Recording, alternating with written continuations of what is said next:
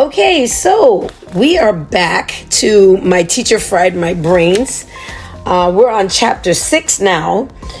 But if you remember, let's go back and talk about chapter 5. Chapter 5 is where Duncan met Honey Flint, the reporter.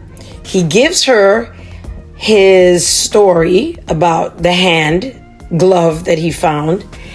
And then he started to think, should he have trusted her after all? She wanted the glove as proof to her boss, she said, but then he didn't give it to her. He let her take a picture of it instead. Now he goes home, he's stinky, his mom made him wash up, and he goes back to school and he's wondering to himself, who are the new people in my school? And he remembered the new people since the alien was there last time. The new people were Manuel the man catcher Ketchum. I think he's the assistant principal. Mr. Black, the math teacher. Betty Lou Carpoo, the home economics teacher. And Andromeda Jones, the science teacher. And when we last saw him, he was in class with Miss Jones with his glove hand on, and it's all around his hand and it's shriveled up, and he's thinking, oh my gosh, I'm in a room who could potentially be an alien. So let's see if Miss Jones is in fact an alien in chapter 6's A Hand Out. I began to pluck at the strands of flesh-like stuff around my wrist, hoping I could get rid of them before the bell rang. I didn't have a chance to find out if I would have made it. 10 minutes before the period was over, the phone on the wall started to buzz. Miss Jones picked it up. She listened for a moment, then turned to me and said, "It's for you, Duncan. You're wanted in Miss Ketchum's office." I swallowed. It wasn't that I'd never been sent to the principal's office before. The secretary in our old school used to say that she saw more of me than she did of her own kids.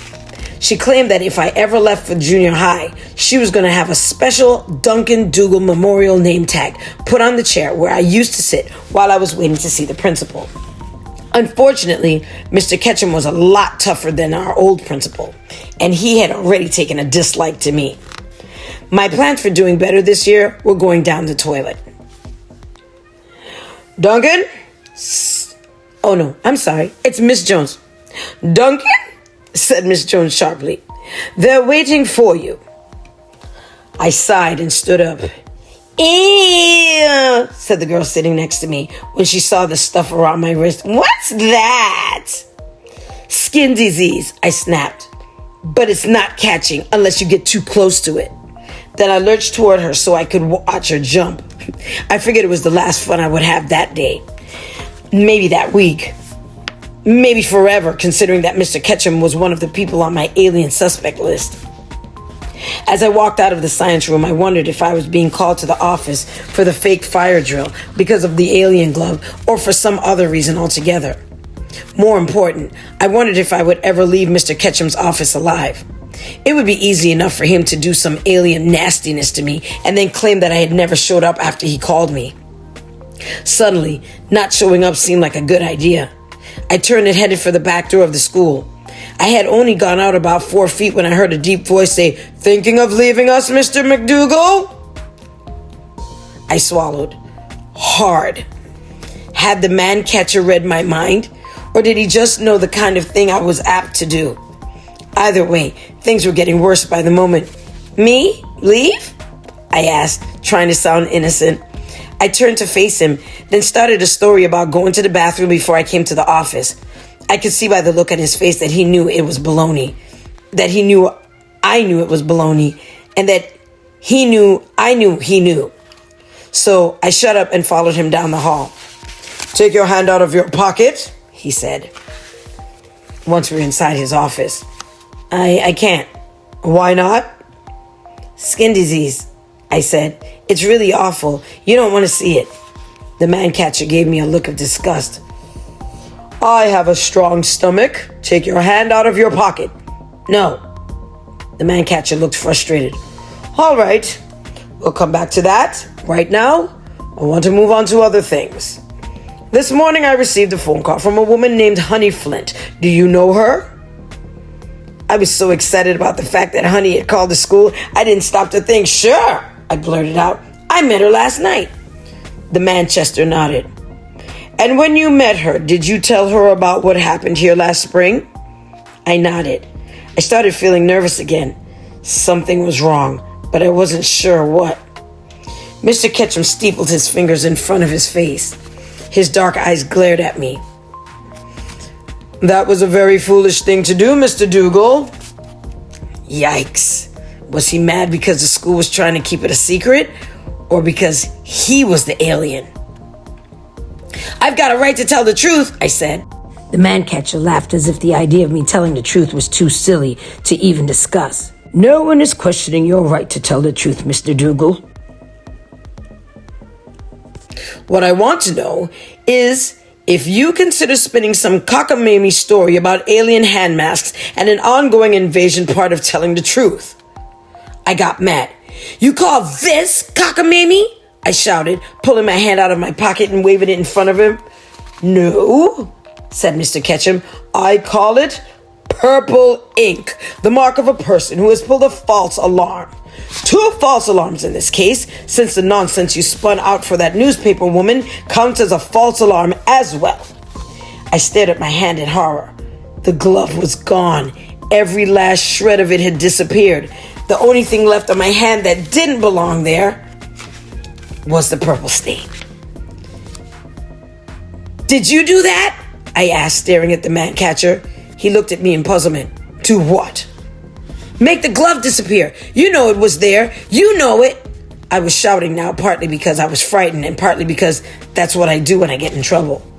The man catcher stood up from behind his desk. Settle down, he said sharply.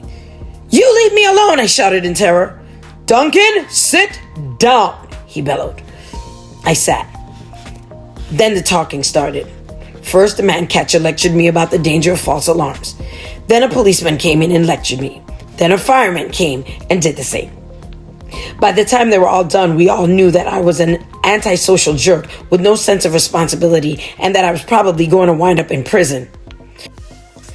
By then I knew even better than they did how dangerous false alarms can be. Because of that stupid fire drill, no one was willing to believe me about the alien. Every time I tried to bring it up, Mr. Ketchum accused me of trying to take advantage of a tragic situation, meaning Peter's kidnapping, and told me to shut up. Was he doing that because he didn't believe me, or because he was the alien? After the police department and the fire department were done with me, Mr. Ketchum brought in my mother. Mom was crying, which I hate, and she asked me why I did it, which I couldn't really explain since I wasn't sure myself. Then she went on about how she didn't know what my father was going to do. I knew that was true. Based on past experience, he would either beat me or laugh and say, boys will be boys. When they finally let me go, I wasn't sure whether I should go home or run away. It would have been nice if I had someone to talk to. But when you've been the class bully for several years, there aren't too many people who want to hear your problems. I was walking down Pine Street, trying to figure out what to do, when I spotted Susan talking to Stacy Benoit and Mike Foran. It was like a little convention of good kids. I should have known I didn't belong there, but I tried to join the conversation anyway. Stupid, right?